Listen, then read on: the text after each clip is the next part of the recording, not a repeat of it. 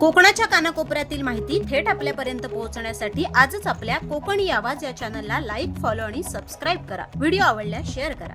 सावंतवाडी शहरातील भटवाडी येथील तळीसमोरील निर्माल्य कलशात मोठ्या प्रमाणात दारूच्या बाटल्या आढळून आल्याने परिसरात एकच संतापाची लाट उसळली आहे. पवित्र ठिकाणी असा प्रकार घडल्याने स्थानिक नागरिकांनी तीव्र नाराजी व्यक्त केली आहे. या प्रकरणी नगरसेविका दीपाली भालेकर यांनी दोषींवर कठोर कारवाई करण्यात येईल असा इशारा देखील दिलाय. नमस्कार. या प्रभागात हा एक धार्मिक स्थळ म्हणून भटवाडीचं हे विठ्ठल मंदिर, दत्त मंदिर आणि ही चंद्रभागा तळी हे धार्मिक स्थळ म्हणून प्रसिद्ध आहे.